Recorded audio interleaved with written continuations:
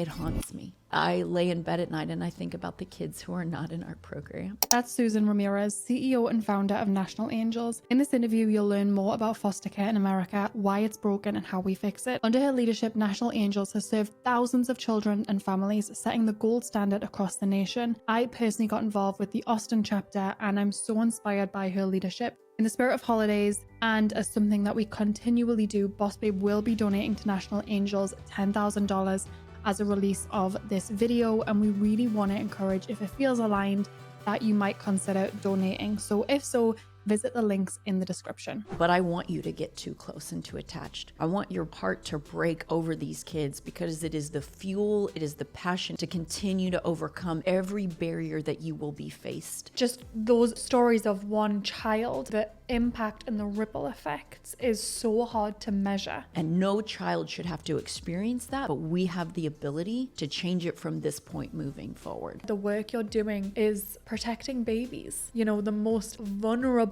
What I want more than anything in this whole world is to transform kids' lives. The most vulnerable population in our country. Babies, sweet babies. That's what I want, more than a title. Welcome to the podcast. Happy holidays. Yes, happy holidays. So happy to be here with you. I'm so excited to dive in. Firstly, I want to hear your story and how you even decided to start this organization. Well, I had no dream of running a nonprofit. So I didn't wake up one day and think, it was nowhere in the plans. In fact, my biggest dream was just to climb the proverbial corporate ladder until I reached the top. So I had spent 8 years in home sales prior to starting the nonprofit, but I had sold a home to a CPS worker who had invited me to a foster and adoption conference. For me, I had always felt like in my life, adoption was going to play some role, but never foster care. I don't know how to love on babies, have them come into my home, and then have them leave. And the CPS worker said, Susan, the interesting thing about foster care is that it's not really about you. And wouldn't it be nice for someone like you to open up your home to a child who so desperately needs it? And it was kind of the kick in the pants that I needed. And for me, it was a moment where when I walked in this conference, I walked in one way and came out a complete changed human being. And it changed the whole trajectory of my life. And it was because I learned about the statistics, about what happens to kids who experience foster care. And it just broke my heart.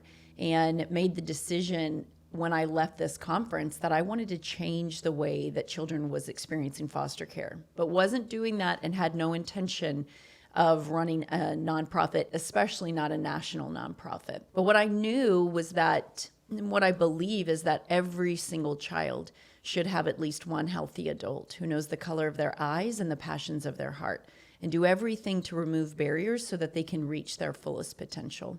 And most people don't know that the child welfare system and experience when you're going through it is very traumatic, very heartbreaking, isolating, and it's a huge lack of belonging for a child who's being, just sifted from home to home to home and not having permanence and stability. And also, when we look at our prison population, our human traffic population, those who are experiencing homelessness, all of them spent time, the majority of them, not all of them, but the majority of them spent time in foster care. And so there's a famous quote by Desmond Tutu, who was a South African theologian and human rights activist. And he says, there comes a point in time where we have to stop pulling people out of the river. We have to go upstream and find out why they're falling in. And so what we know is that all of the social issues that our country faces, if we just go upstream and we start fixing and working on foster care, then we can combat all of those things. And so it was that conference that changed my life. So then what was the journey from being at the conference to starting the organization? Yeah, so when I left that conference, I was still working full time. I got all of my girlfriends together and I said, hey, we're going to give back in our community and we're going to change the way that kids view themselves, see themselves. And so I literally had never volunteered, not one day in my life before I started the organization. And I went into Google and I said, how to volunteer in Austin, Texas. And an organization popped right up, and I called them and I said, hey, we want to change the way kids are experiencing foster care. So can we, it was a placement agency. And I said, can we come in and throw a back to school event, a holiday event, something like that, where we can just be good news for kids who are really struggling. And so month after month, we would do these service projects. And it was wonderful because what it showed me was that there's a lot of good people in the world that want a way in which to give back. They just don't know how.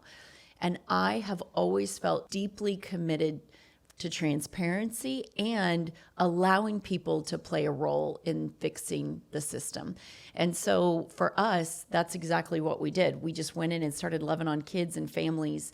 And then in 2013, after doing that for 3 years, what I realized was that we were not going to change any of the statistics. So children will move so many times in their foster care experience. And we know that about 50% don't graduate high school and 97% do not go on to earn a college degree, even though in most states they have a full ride. And every time a child moves, they're 6 months behind from an educational standpoint. And so it's not like these kids are not bright. We know that talent is universal, but opportunity is not. And so for us, we really began to ask ourselves, if we want to change some of the statistics, then we're going to have to do a lot more than just throwing community service projects and have it be very fleeting. It was one event, and then we would never see these kids again. And so we really started to dig in. And we started to ask questions. I like to call it, we were in the discovery phase for the first few years of trying to identify what's actually going to move the needle forward. And again, still no real vision to ever quit my job until we had piloted the program that we now do all over the country that serves 3,000 kids. And that program, what we did was we called one of the placement agencies that we were working with, and we said, is there anybody who's really struggling in their foster journey? How is it that 50% of foster parents will close within the first year? I don't understand how that's possible. So rolled up our sleeves, started to walk right alongside a single foster mom who was raising 6 teenage boys. And I remember when I called her, I said, Esther, I don't know what this is going to look like. I just want to know if you'll let me come into your home and like love on you and love on these boys and help you. And she said, I have fostered over 50 boys and no one has ever said, can I help you? And so the answer is yes, I desperately need help. And so we began to show up really intentionally with items that the boys needed, as well as items that Miss Esther would need. So things like toilet paper, paper towels, laundry soap. When it got cold, we made sure the boys had winter jackets and the right pants that fit them. And, you know, there's a lot of organizations that are out there that ensure that kids have things like hand-me-down used items. But we've always felt the dignity of giving kids choice and letting them choose exactly what they want. So we would ask them, we were so specific. So we would look at them directly in their eyes and say, okay, you need a jacket, what size, what color, what brand? And then we would come back and we would give them exactly what they had asked for and what they needed. And it was in this pilot of this program that I really began to see transformation happen, not just in their lives, in Esther's life, but in my life too. And 2 things happened in this home that ultimately had me quit my corporate job to really be able to do this full time. And that was, we had a little boy named Jonathan who Esther said, Susan, of all the boys that have been in my home, he has the worst case of abuse and neglect that I have ever read. In fact, I couldn't get through the first few pages of his file. I had to close it. And when we first showed up to his home, he was just so like a little potted plant that had never been watered and was like just wilted. His spirit, he wouldn't even look at you in the eyes, you know? And so I would just kind of cuddle up next to him and I just kept showing up over and over and over again. And he was going into the 7th grade and he said, I have a real dream to make the football team. And we said, well, then let's make the football team. And he was like, it's not going to happen for me because I don't make good grades. And this little boy had spent his whole life in foster care. And we just started to say, okay, we're going to rewrite that narrative in your head. And if you want to make the football team, we're going to be there. We're going to buy the equipment. We're going to take you to practice. We'll be there at your first game. Like, let's go. But meet us halfway. We'll get you a tutor. You've got to put in and do the work. And it was back to school time. We got all the boys a brand new backpack and all their school supplies. And in the front pocket, there was a handwritten, I don't even remember, it was a Dr. Seuss quote. And we said, we want you to put this on your poster board bed. And every morning when you wake up, we want you to read it out loud. And we want you to know that we believe in your dreams, that they are possible. And at 6-week progress report card time, Miss Esther comes barreling through the door and she says, Susan, you're not going to believe this. But the little boy who has no self-esteem whatsoever just came barreling through the front door, waving his progress report card and said, Mama, Mama, Mama, you're not going to believe this. And handed her his progress report card. And it went from F's to straight A's. And it was a moment for me where I had no idea that we could actually help change the way that children viewed themselves. Because when you move from home to home to home, you feel like now they don't want me. Now they don't want me. And it's very hard to be confident in a situation like that or believe that you can control your outcome. And so just by speaking truth over his life, that he mattered and that his dreams mattered and that they deeply mattered to me, and I kept consistently showing up, we basically changed his life. And he made the football team, and we were there for the first game, and we continued to cheer him on and bought him the equipment necessary. And it shows how community can radically change the experience. And in the same home, we had a little boy named Ryan who grew up in foster care his whole life, and he was turning 14 years old. And we couldn't be there for his birthday. So when he got home from school that day, he opened up this big, massive box. And when he opened it up, balloons came out and all of the things that he had wanted for his birthday were in there. And he called me when he had gotten home from school that day. And he said, oh my gosh, I was so excited to get home from school today because it was the first time in my life that anybody had celebrated my birthday. And it was such a moment of realization for me as we were piloting this program that I had no clue that radical community showing up for another human being over and over and over again could change everything. And Esther went around in the other room and she picked up the phone and she called me, and he said, before he hung up the phone, he said, I just want you to know that I love you. And I said, I love you too. And that was the first time he had told me that, but I told him that every time I was there. You know, I would grab those boys by the collar and I would just tell them how much that they mattered to me. And so Esther went in the other room and she called me and she said, Susan, I don't want those words to be lost on you. That it's one thing for a child to feel safe enough to receive love, and it is a whole nother thing for a child to give it away, especially when he has been so badly hurt by the caregivers in his life. And it was at that moment that I thought, okay, I can continue down the path of climbing this proverbial corporate ladder, or I could quit and I could leave it all behind to really try to help more kids like Jonathan have that sense of belonging and feel like I'm worthy of achieving my goals. And having a kid feel loved for the first time and the power to give it away, I just felt like every child should have that. So in January of 2015, I quit a very good career. And I just decided, okay, I really want to form this as a business. I want to run this so differently than any nonprofit that I know of. And I want to change the foster care experience in Central Texas. And over the years, more and more people nationally heard about the work that we do. And today we operate in 19 cities across 14 states, employing 117 people and serving 3,000 children on a monthly basis. But my vision didn't start there. And I think, you know, it's one foot in front of the other. And the vision has changed. It went from every child in Central Texas to every child nationwide. And so that's 400,000 children. And I want to be able to do that in my lifetime by 2050. I just love getting to hear all the stories that you tell, because just those stories of one child, I mean, the impact and the ripple effects is so hard to measure. Thank you for telling that. I love getting the chance to hear that. So going to that decision, that can't have been an easy decision to make, because you're not just making a career change, you're making a completely different life change. So how did you think through that? I think that I was so emotional, that it was so emotionally driven, that I was going to fight like you know what to try to figure it out, because what I was leaving was nothing in comparison to what I was gaining. And it was a huge economic sacrifice that I was putting on my family leaving. But I just felt like if I fail at this, I can always go back, you know? And I was just going to fight so hard to figure it out. And I would say that there's so much tenacity and fight inside of me because of the kids. And I know what happens when kids get in our program is that their whole trajectory changes. It either that they get to rise and reach their fullest potential, or they end up as a statistic. And so that was enough for me to fight over and over and over again to figure this out. And, the interesting thing, and I was just telling you this, that there is no difference between a nonprofit business and a business that's in for-profit. The only difference is a tax code. And so you really have to worry about things just in the for-profit that you do in the nonprofit. And sometimes I think it's harder over on this side. There's a lot of rules and regulations and scrutiny where there's not that kind of microscope put on you when you're running your own business. But I just fully decided that I was going to step into this and go all in.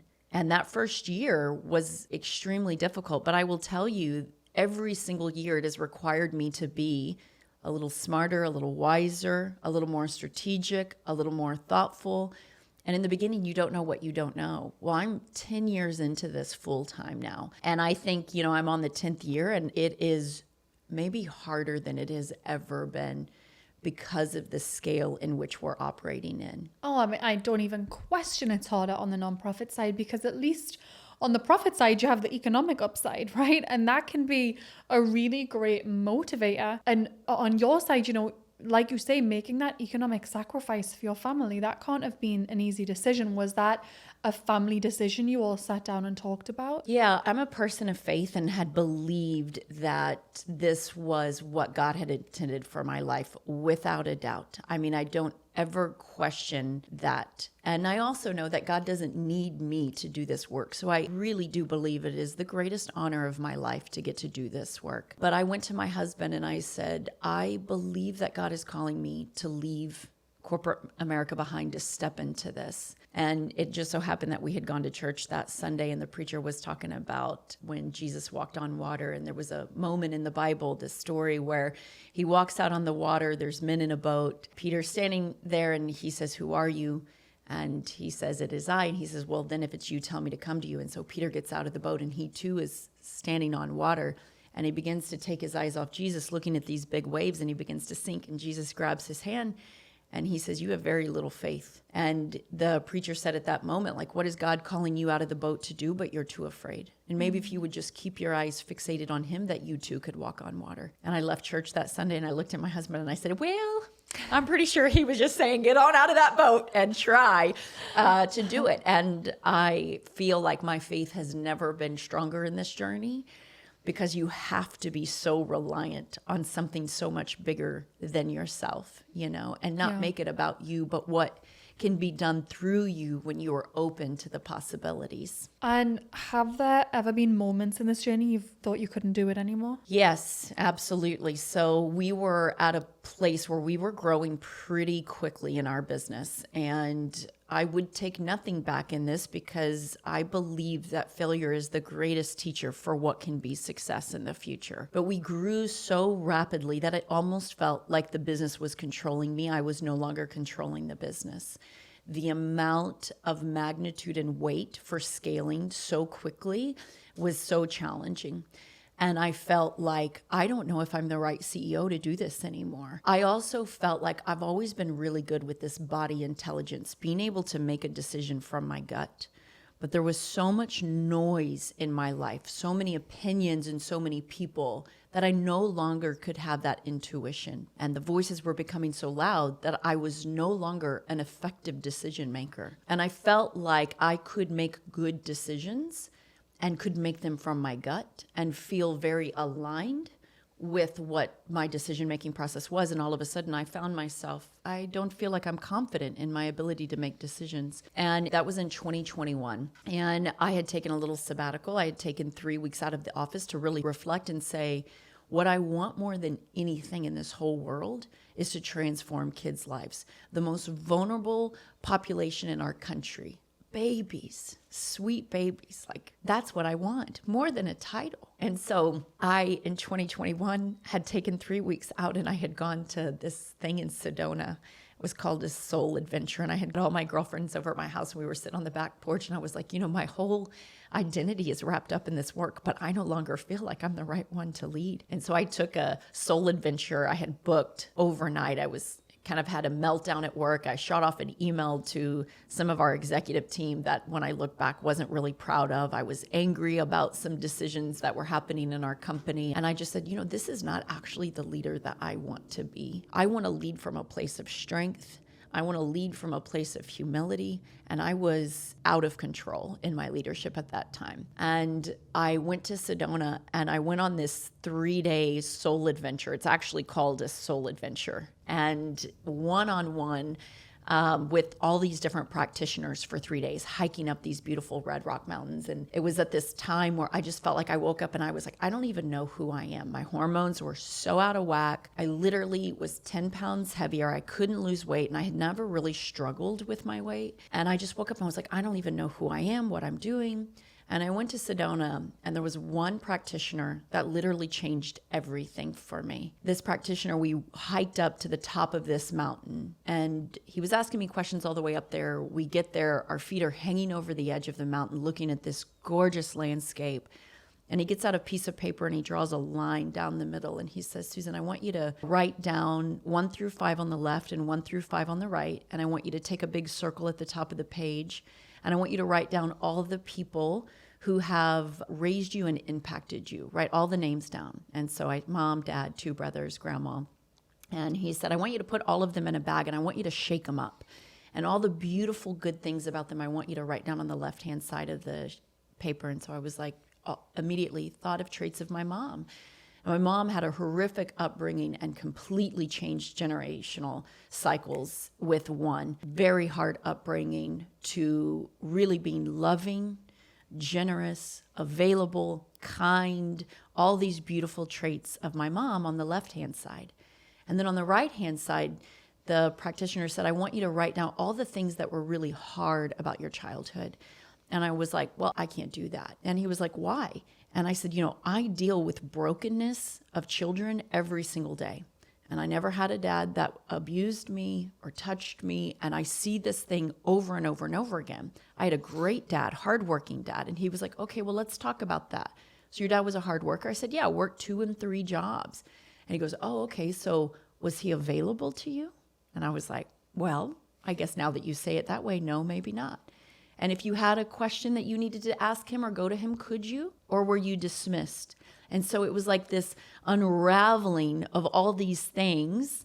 And so I started to write these things down and somehow got out like, you're not smart enough, you're not good enough, all these things. And he said, I want you to fold the piece of paper, put it in your back pocket, and we're going to hike back down. And it was this really hard exercise. And we get down to the bottom of the mountain and he says, we're going to go over to this juicery place. And he doesn't talk to me. He's just letting me sit with all these feelings. We get to the little juicery place and he says, Susan, I want you to open up the piece of paper and I want you to circle the top 3 things that trigger you. And it was, I'm not smart enough, I'm not good enough. And I don't remember what the other one was. And he said, I want you to think of a time when you were a little girl, when you felt not smart enough and not good enough. Can you think of that time? And I said, yeah, I know exactly a time where I felt that way. And he said, how old were you? And I said, I was 8 years old. And he said, what do your parents call you? And I said, Susie. And he said, okay, I want you to put Susie in the seat in front of you at 8 years old. And maybe her feet can't even touch the floor and she's holding her little juice. And I want you to look at her and I want you to tell her out loud all of those things. I want you to tell her that she's not smart enough and not good enough. And I go, nope, I can't do that. And he said, I want you to do it, Susan, because you've been telling yourself that your whole life. And I was like, oh my gosh. So like quivering and crying, I literally, and there was all these people at this juicery place and here I'm talking to nobody in front of me with a piece of paper. And I was like, you're not smart enough and you're not good enough. And I was like crying because I've got 2 kids. I would never say those things to them ever. And he was like, maybe what you're thinking when you're deciding, am I right to lead or am I not right? You've got some unconscious things that are looming in the background that says you're not good enough to do this. But maybe, in fact, you are so perfectly positioned to do this work. You just need to learn how to talk to yourself better. And it was this real moment for me where I was like, man, I guess I do have these underlying things. If somebody disagrees with me or did disagree with me, because I've done a lot of work since then, I would take it as like, well, you don't think I'm smart enough to do this. Subconsciously, I wouldn't say that. I was very combative, but I came home from that experience and just thought, I am right to lead.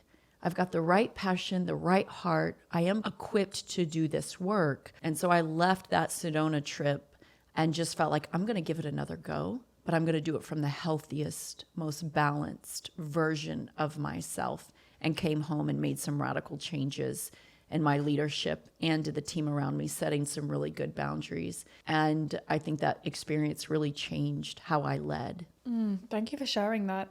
It's always so incredible when we do that inner child work, and you can trace so much of that, how you show up now and how you get triggered to all of that work. And I love that you're doing that while you're working with kids too, and knowing the impact of that work. So I have another hard question that I'm wondering. You have kids of your own, and the things that you see and hear about in your day-to-day, I mean, I can't even begin to imagine, just really horrific things. How has that shaped your view of the world? Has it made you more scared to bring up kids in this world, knowing what else exists? Like, how do you deal with that? Because I think having kids yourself, it must take how challenging this is to a whole nother level. Yeah, I think, it's taught me motherhood is such an interesting thing that women go through to learn who they are, how they're wired, what they want out of their kids. It's this constant self-reflection, just like leadership. How am I showing up? How do I want to show up? What example am I trying to set? For me, I think number one, I am really protective over my boys. I want them to be brave and audacious and go after their goals and dreams. And also I'm like, I need to track everything that you're doing, because there are so many crimes against children that happen. And so I am really cautious with my boys. But I also feel, just like I said, I believe every single child should have at least one healthy adult. When I'm home, I'm really home. And I have been really thoughtful too. I know how important it is. We have this term in the work that we do, widely known. It's not just in Angel's work, but this idea of self-efficacy. So having children have their own voice is so important. And I like to describe it. I had a girlfriend couple of years ago. We were getting ready to go somewhere, and her little 2-year-old had this big puffy jacket. It was cold, and she strapped her into the car seat, and she said, "Mommy, it's tight, it hurts, it's tight." And she was like, "You're fine, like deal with it," kind of thing. And listen, there has been many of times in my parenthood that I'm like, "You're fine, deal with it."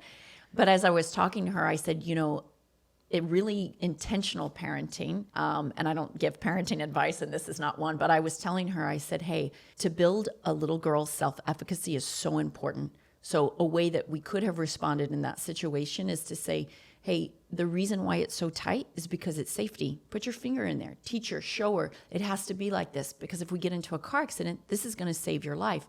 Or you could say, is it because of your puffy jacket? Do you want to take this off? Take the jacket off? Is that more comfortable? That takes a little more intentionality. But what it says is like, oh, I said I need something. I said this is not comfortable. You met my needs. I now have felt safety, and I know that my voice matters.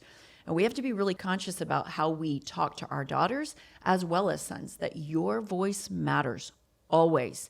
And so if you're uncomfortable, say it. And so for me, kind of knowing how the brain works in development and how important it is for self-esteem for kids, I will try to do my best. I fail over and over and over again, but I try to say, okay, are you really hurt? Do you need attention? What's going on? Are you tired? That kind of thing. It takes a lot of intentionality, but it's so important that we treat our kids like their voice does matter. And when we do, then they grow up and they've got a voice. I love that. That's definitely something I can learn from. And then on this same thread, I've asked you this before because every time we talk and you tell me stories, I can't stop crying. And my question is, how are you able to do this day in, day out and not just end up a crying mess 24/7? Because the things you see and hear, whether it's negative or positive, is so heart-wrenching. How do you keep your shit together every day? Well, I believe so deeply in the hope side of our work. This whole child welfare experience can feel so dark and so heavy, but we're on the hope side. We're on the redemption side. We get to see amazing volunteers step forward and devote their entire lives to changing kids' lives. And so I'm so inspired by the community that says, I want to be a part of changing this. But there are days that I cry. There are days that my heart is absolutely broken. In fact, we at Austin Angels, we train everybody nationwide. So when we launch a chapter, when we train a new executive director, a case manager, we bring them to Austin. We bring them right to the fountain and make them drink. That's what we like to say.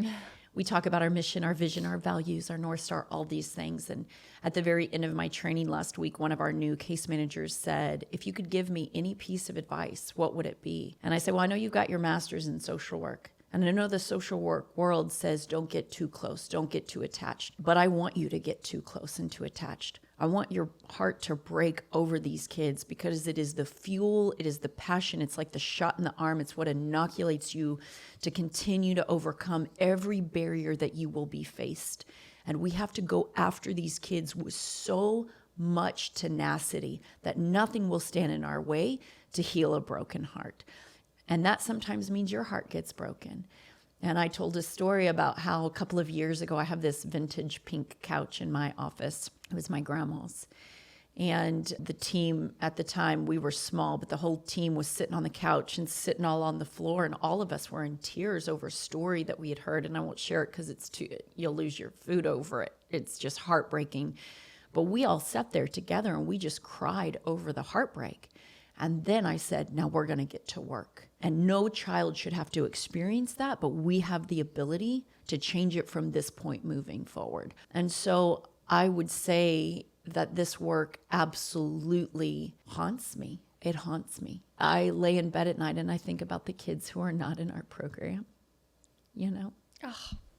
Can you tell me a positive story of where you've really seen this work just having such an amazing impact? Yeah, I mean, I get to see it every single day all across the country. We have so many stories of success, and I think that's what keeps me going. But we have a little short documentary that's out that people can then go and watch. We can maybe link it in the show notes. But we have a young man named Abel who went into foster care at the age of 15. He had 7 siblings. He's been with the same mentor since he entered into the foster care system.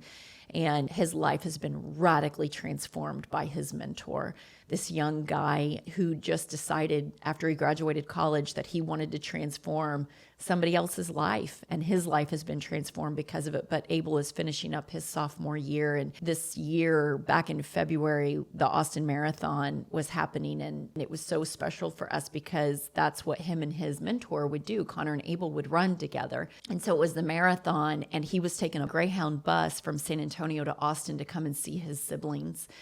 And it was so amazing because we called a local car dealership and we said, hey, we got to get this kid a car.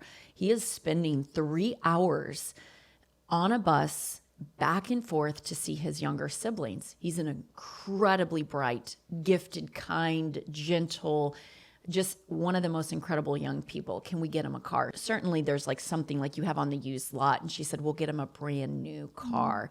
And so at the finish line, he had no idea. And we had a whole videography crew there. When he crossed the finish line, there were 30 people standing in front of the car. And when he came around the corner, I said, we've been cooking something up for you, specifically for you.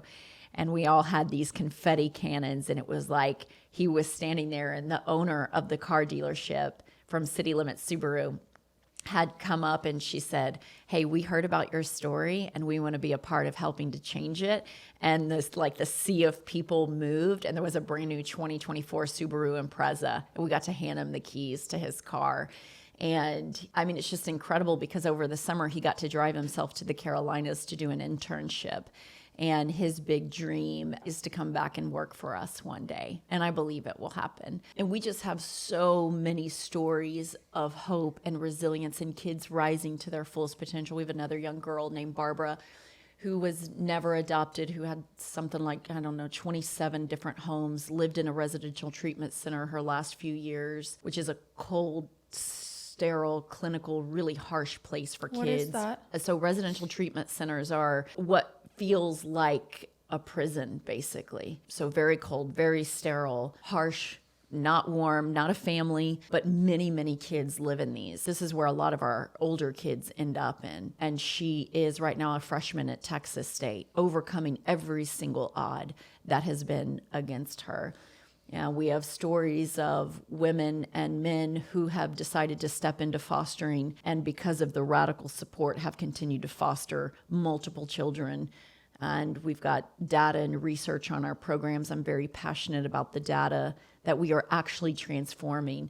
And so what we know is that when people have community and they have people that they trust, they can continue to do really hard things. And so all the stats that I rattled off earlier, we're changing every single one of them. It's incredible. And there's another story I'd love for you to tell that when you told it really touched me, because I think it just goes to show why this work is so important. I don't want to get it wrong. There was a girl who wanted to leave and she stood in front of the judge and he really was empowering to her. Do you remember the story I'm talking about? Oh, yes.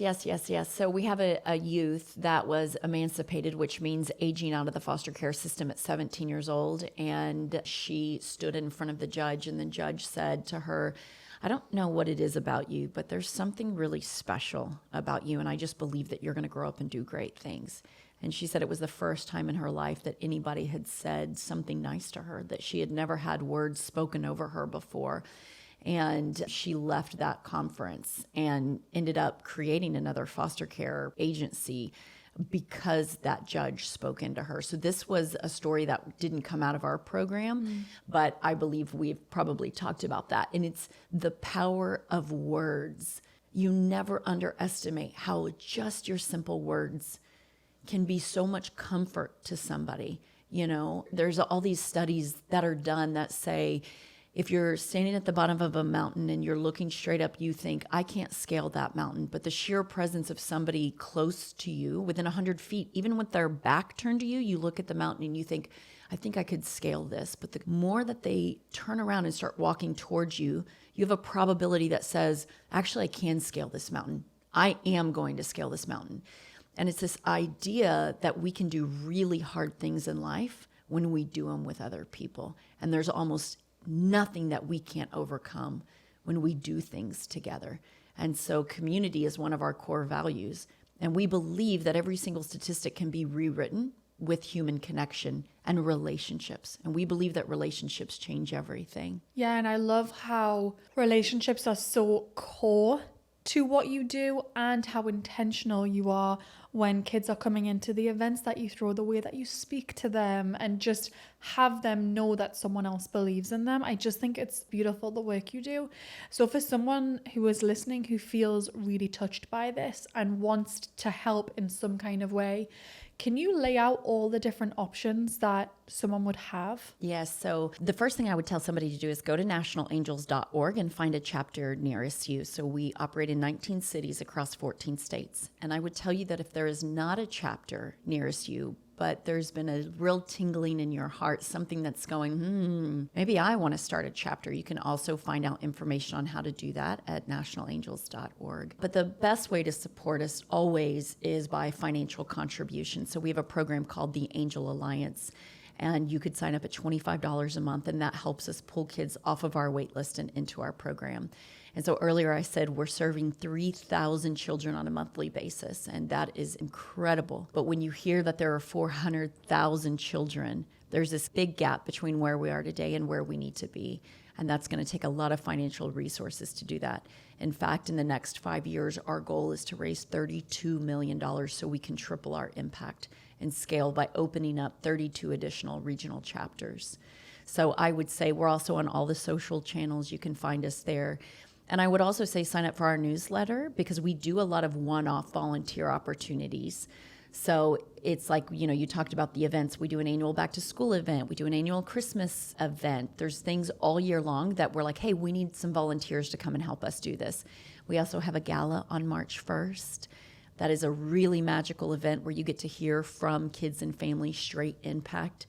And so you can find that information on our website as well. I mean, I think there's probably a lot of entrepreneurial women listening who could crush it running a chapter and make such a massive impact while they're at it. So I also hope that really inspires. Can you talk a little bit about, there's a donation starting at $25 that they can do a month, but can we talk a little bit about to what level of donation the impact it can have so people can really think, okay, if I'm going to give this much, like what kind of impact could that really have? Yes. So great question. So as little as $25 a month can help us pull a kid off of our wait list and into our program. And so you think about when kids are entered into our program, they don't leave our program. So it is on a monthly basis. And that's where the real magic happens in our program, is because it's the consistent support. So what happens is once a kid enters into our program, they're matched with a volunteer, there is support that we give to that match. So we talked about Jonathan needing equipment for the football team. Our organization can help supply extracurricular activities. They can buy uniforms for kids. They can help pay for things like that. Also band, music classes. But every single kid in our program in Central Texas does things like spring break camp, where we send kids. Normalcy is such an important part of the work that we do. But spring break camp is about $100 per kid, where we send them for 3 days. We've got a summer camp. We do a big, massive back to school event where every single kid gets to come and receive a brand new backpack, all their school supplies. They bring their school supplies list with them, and it's no cost to the family because we're raising money outside. And then every single kid will get a $50 gift card to Target to go buy their first day of school outfit. And then we do a big Christmas shopping experience. So we just deployed $83,000 on Saturday in Central Texas and had all of our families come with their kids' wish list items. They got paired with a volunteer and they got to go around the store. Some of them up to $500 in gift cards, $750 depending on the size of their family, and do all their Christmas shopping. So we raise money all year long to run our programs and for all of those extra things to support kids in normalcy activities. I love it. And I will have mentioned at the beginning of this episode, but Bossbabe is doing a matching initiative as well. So we're going to put all the links in the show notes for everyone. My ask makes me so emotional, but if you're listening and you are impacted by this and you have been looking for a way to support, I love the work that you guys are doing, and I've got to meet your team and to really see the heart behind what you're doing. And I think it makes such a big difference to give to an organization where you can really see the impact and you can really see, like you say, how transparently the organization is run. So if anyone is listening and is feeling generous, just before the holidays, then I really, really, really urge you to donate, because it would make the biggest difference. Like you said, the work you're doing is protecting babies, the most vulnerable people in the entire world. And I am so grateful to people like you for the work you do, because every time I get to talk to you and listen, I'm just so blown away by this. And then another thing I wanted to ask about, so for anyone listening who right now might not have the financial means to help but wants to help, you mentioned one-off volunteer opportunities. Is there mentorship opportunities, anything like that Yes. that they could do? Yeah, so we have two main programs. I talked about the Love Box program earlier, and then I briefly talked about it, but didn't call it by name. So the mentorship program is called Dare to Dream. So when I referenced Connor and Abel, that's the mentorship program. And it's an incredible program where a volunteer will get matched with a youth, and then they hit 10 developmental milestones for the youth. So things like obtaining a driver's license and helping them navigate what that looks like, opening up a bank account, teaching financial literacy.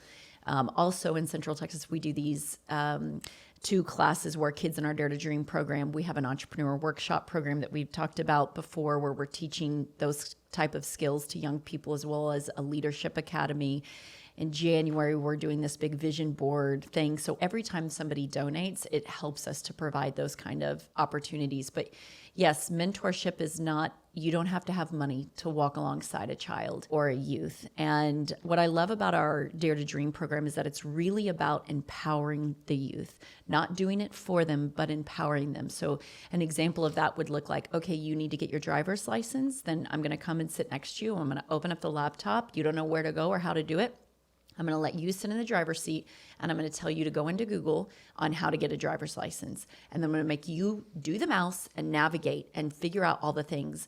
And then when we identify, oh, it's a $450 thing, then the mentor will say, I'm going to go and help work with my case manager at Austin Angels or at whatever regional chapter, and we'll cover that cost. So we'll remove that barrier, but you have to figure out the bus route to get there, or I as the mentor will drive you to that, take the course or whatever. And so it's this beautiful partnership about empowering kids, not doing it for them, but really empowering them to understand how to navigate, because the truth is that the majority of them will age out of foster care at 18 years old.